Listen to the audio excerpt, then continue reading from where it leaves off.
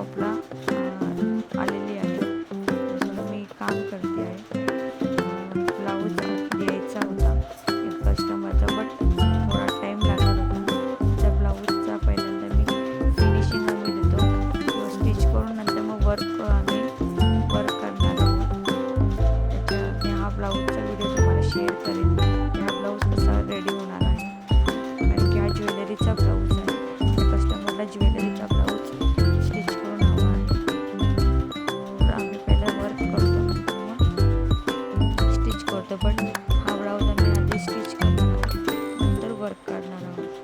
कारण की master stitch करतात, बट बाकीचं मी त्यांना करून देते. ड्रेस वगैरे किंवा काही असेल काम मी आधी त्यांना करून देते आणि मग ते स्टिच करायला घेते. सो तुम्हाला नंतर हा व्हिडिओ मी पोस्ट करेनच. माझ्या हाताला थोडंसं लागलं होतं, कारण की त्या दिवशी माझा पाय घसरल्यामुळे मी पडली. त्याच्यामुळे त्या हातावरती पूर्ण जोर गेला. त्याच्यामुळे हात खूप पेन होत होता. सो पण काम करावंच लागतं किती काय झालं तरी.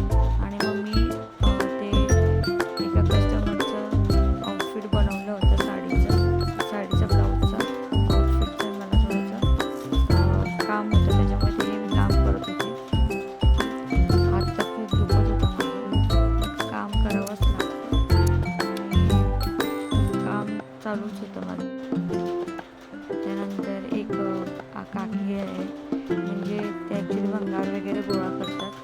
तर त्यांना हवं होतं की मी खूप दिवसापूर्वी मला खूप कसं तरीच झालं, कारण की त्या भिजत चालल्या होत्या आणि मला खूप वाईट वाटलं की त्या भिजत जात आहे. तर त्यांना बोलले तुमच्याकडे एक रेनकोट वगैरे नाही आहे का? तर त्यांनी बोलले की नाही बाळा. त्यांनी एक छत्री भंगारवाल्याने त्याला एक छत्री दिली होती, पण त्याला पण होल होते खूपच. तर मला खूप कसं तरी झालं की आपल्याला तरी काम तरी करायला आपल्याकडे छत्री आहे, पण अशा लोकांसाठी मला खूप कसं तरीच वाटत होतं. आणि मी त्यांना बोलले की आजी, मी तुम्हाला रेनकोट दिला तर चालेल का? तर त्या खूप हसत बोलल्या, हो बाळा, मला रेनकोट हवा आहे, बट माझ्याकडे पैसे नाही. तर मी बोलली काकी, तुम्हाला मी रेनकोट आणलं तर तुम्हाला चालेल का? तर त्यांनी खूप आशीर्वाद दिला. त्यांनी मला मुलीसारखं जवळ केलं आणि त्यांना बोलले ठीक आहे. मग त्यावेळेस मी त्यांना बोलली मी तुम्हाला रेनकोट आणेन, तेव्हा तुम्हाला मी बोलवेन. आणि ॲक्च्युली मी त्यांना बोलवलं. तर खूप खुश झाल्या होत्या. मला बरं वाटलं. तर खूप खुशीने त्या माझ्या शॉपमधून गेल्या आणि त्यांना मी काही गरज लागली तरी पण मी त्यांना मदत करते, एक माणुसकीच्या नात्याने. पण त्यांच्या खूप खुशी झाल्या होत्या. त्यांच्या चेहऱ्यावरचं हास्य म्हणजे मला खूप आवडलं, कारण की मला ते बघून आनंद व्हायचा त्यांना. आणि त्या नेहमी माझ्या शॉपवर यायच्या आणि मला आशीर्वाद देऊन जातात. आणि त्यांनी मला खूप आशीर्वाद दिला आणि त्यांच्या कामासाठी गेले. आणि मला खूप चांगलं वाटलं की त्या माझ्या शॉपमध्ये आल्या. आणि दिवाबत्तीचा टाईम होता, मी दिवाबत्ती वगैरे केली आणि माझे पप्पा आज माझ्यासोबत शॉपवर आलेले, कारण की माझे काम होतं. त्याच्यामुळे मी म्हणजे पूर्ण कुठे माझं मोठं काम असेल किंवा काही काम असेल तर माझे पप्पा माझ्यासोबत असतात.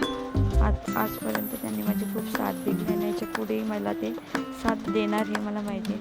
माझं शॉप बंद होईपर्यंत माझ्यासोबत होते माझे पप्पा, आणि त्यांनीच बंद केलं शॉप. आणि आम्ही निघालो घरी जायला. माझी खूप मोठी स्टोरी आहे, मी तुम्हाला नंतर नक्की शेअर करेन, पण आत्ता सध्या नाही, कारण की आता सध्या मी माझ्या करिअरवर फोकस करत आहे. मला खूप असं त्रास पण होतो, कधी कधी रडायला येतं. माझ्या पास्टबद्दल मी खूप हे केलेलं आहे, बट तुम्हाला मी नक्की सांगेन. सो मी आता घरी निघालेले आहे माझ्या पप्पांसोबत. आणि मी ॲक्च्युली पप्पांना आवाज देत होते, कारण की ते पुढे गेले होते माझ्या, कारण की त्यांनी माझा कचरा होता, तो कचरा टाकायचा होता. सो मी घरी पोचलेले आहे आता. मी त्यांना ऑटोवाल्याला पैसे देत आहे. आता मी माझ्या घरी आलेली आहे. आता माझी मुलगी बघू त्याचं तिचं रिॲक्शन. रोज अशीच काही ना काहीतरी करत असते. आज काय करते आहे बघूया. सो मी तिच्याकडे पोचलेली आहे, तर ती ड्रॉइंग करत होती. तुम्हाला माझा जर व्हिडिओ आवडला असेल लाईक करा, शेअर, सबस्क्राईब करा. आणि आता मी झोपायची तयारी करतो आहे. So good night bye.